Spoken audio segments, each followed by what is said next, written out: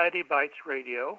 I'm Steve Ryan for Coastal, Progressive, and Rainbow Forum, bringing you topics of interest for the progressive and LGBTQ plus communities. And today we have as our guest Bev Pennee. I hope I pronounced your name right. And she is Communications Director for the Manatee DEC, and she's going to do a review of the diverse activities of the organizations, caucus, clubs, groups making up the Manatee County Democratic Party, and describe areas where volunteers may help. Bev, welcome. Can you tell me a little bit more about your background and a little bit about what you're going to talk about today? Oh, sure, Steve. Thank you. It's great to be here. I got involved with the Manatee Democrats after the 2016 election, as so many people did when they felt they had to do something. But in the meantime, I've met so many wonderful people who I never would have met otherwise. When you're in the Manatee County Democrats and you want to volunteer, you can do as much or as little as you want. And I decided to lean toward the much rather than the little. Sometimes I get in a little bit too deep, but it's been so much fun, and I've been rewarded with a sense of purpose, and it's just been great. So I'm really glad to be here. This year, I've been asked to chair the Communications Committee, which is the first time we're a real full-fledged committee, although we've been doing communications, obviously, for a long time in the Manatee County Democratic Party. And just to tell you a little bit about what we do. Excellent. Well, what is the mission of the Manatee County Democratic Party? Can you give me a little brief description? Well, that's a good question, because we all know we're Democrats, but sometimes we don't, we're not aware of the basic core mission of our group. And that is basically to get Democrats elected at the local, the state, and the federal level. That's basically our core mission. Everything we do revolves around that. But in that process, we promote democratic issues. We work to increase voter registration. We work on election turnout. We do outreach. We do voter education. We fundraise. Basically, we're a 100% volunteer organization. And Tracy kind of has summed it up in her 5-point plan. Our new chair, as of January this year, Tracy Pratt, I think I'll quote her loosely. She has a 5-point plan to further develop the Manatee County Democratic Party, which, by the way, has grown in leaps and bounds since 2016. But her 5-point plan covers outreach, it covers field operations, organizational structure, working on new strategies to get things done, fundraising, we're kicking it up way a notch in fundraising this year, and obviously, number 5, get Democrats elected. Excellent, excellent. Can you describe a little bit of how the Manatee County Democratic Party is organized? I know it's got a lot of different subsets beneath the organization. Yeah, that's another question that kind of confuses people sometimes. And there is a basic structure. Obviously, we're an extension of the Florida Democratic Party and the DNC, the National Democratic National Committee. We keep throwing around this term DEC. That stands for Manatee County Democratic Executive Committee. And that's the group that does the business side of the party. Officially, the Manatee County Democratic Executive Committee, or DEC, is officially comprised of one committee man and one committee woman from each voting precinct who serves as a liaison between the party and Democratic citizens of their precinct. But in practice, though, Manatee County Democrats are happy to have volunteers, whether or not they are DEC members. Monthly DEC meetings are open to all. We have a steering committee that meets the week before to kind of plan out the meeting. People are welcome to bring proposals to the steering committee.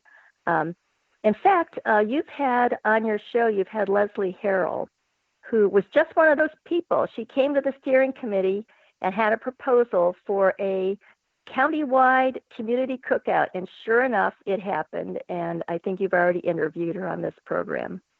Yes, I did. Great person and great worker for social justice causes, and can't say enough positive things about her. Great. So, one thing I did want to say is that the Manatee County Democratic Party, we strive to be as inclusive as possible and find opportunities for everybody to get involved in any way that's comfortable for them. Excellent. Can you give me a little rundown, or, I know if you allow just a few minutes for each one of the organizations, there's some of the caucuses and the groups and the clubs and all the different subsets. If you could let our listeners just know about how many there are, and then maybe from there we can talk about where some volunteer opportunities are. Okay. Okay. So we have lots of volunteer volunteer opportunities within the party itself. There are also clubs and caucuses that are kind of a spin-off of the party. There are, I think, let me count them, 1, 2, I think 5 caucuses. There are maybe 6 clubs. I've got them all listed here and a few words about each one of them for you. And there's plenty of opportunities right in the central office as well. So let's see, how do you want to get started? Do you want to talk about the caucuses first?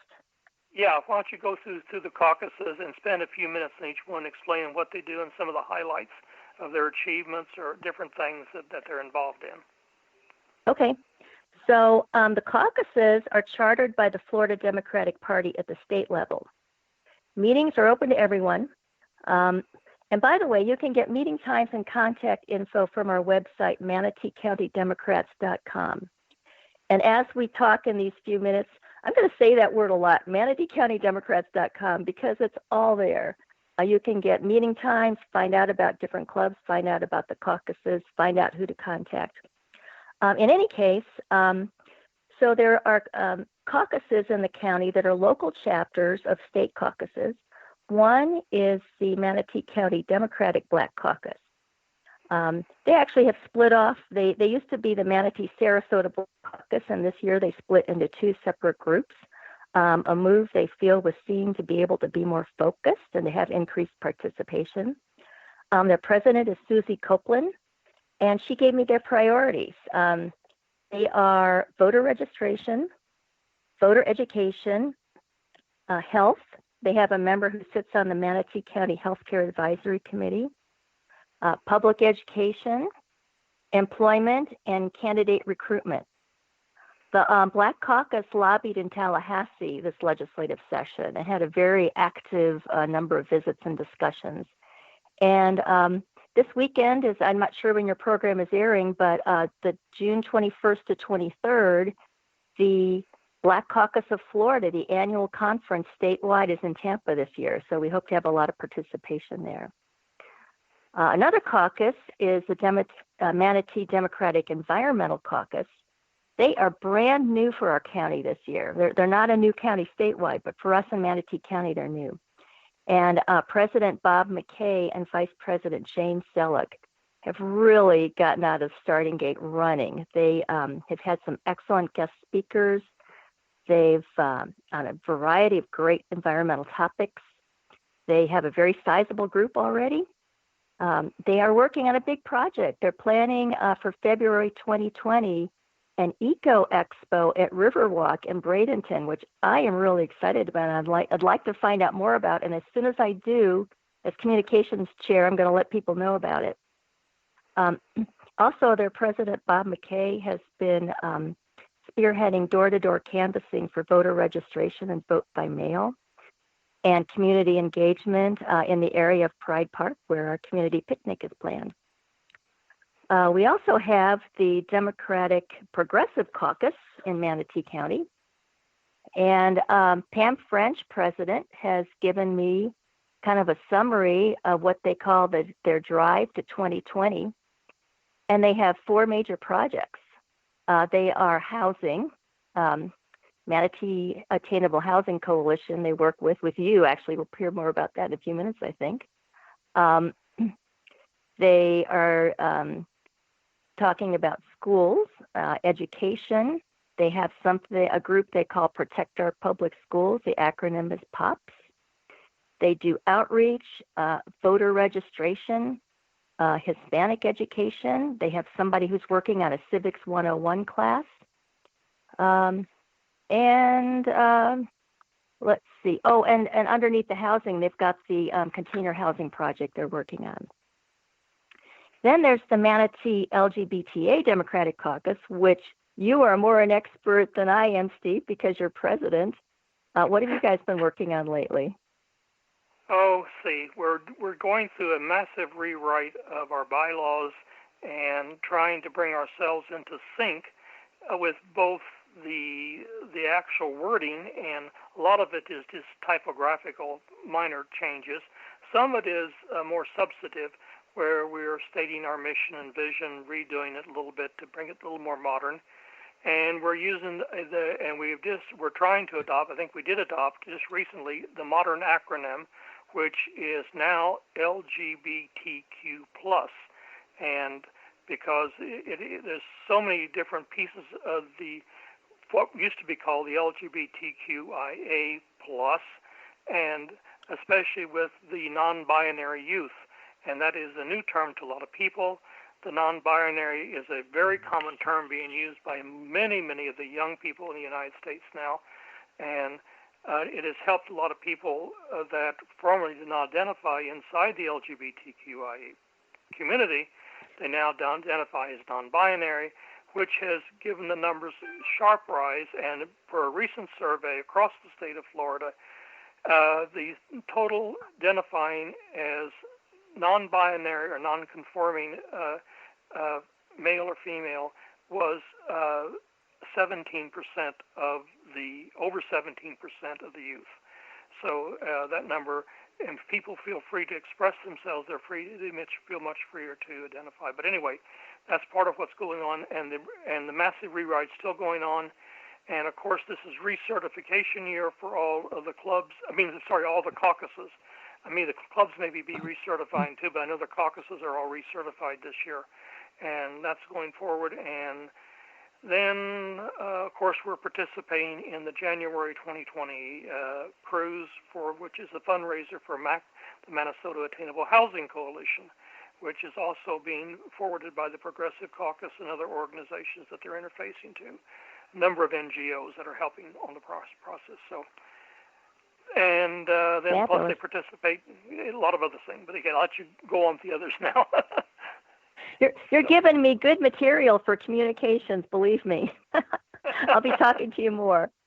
Anyway, okay. Going along with our list of caucuses, the next one is the Democratic Women's Club of Manatee County, which is actually not officially a caucus. They're actually a totally autonomous organization that supports the Democratic Party and its platform. Their president, Erica Lundquist, and their group meet monthly for business and fellowship and to hear talks on issues of interest to women. Annually, they have a great scholarship program. And to receive a scholarship, applicants need to be Manatee County residents who are high school seniors or already enrolled in college. They're very happy to have announced their first corporate sponsor for the scholarship program. Kathy Durfee, who is founder of Tech House, a woman-owned business technology firm. And then also the Democratic Women's Club does a lot of outreach and community projects. They in particular spearheaded recently the collections for the Bradenton Coast Guard during government pay suspension. And then last but not least, we have the Manatee Young Democrats, the Minnesota Young Democrats. And the name was just what it implies, Young Democrats in Sarasota and Manatee counties. And they also spent a couple days in Tallahassee with meetings, trainings, and lobbying.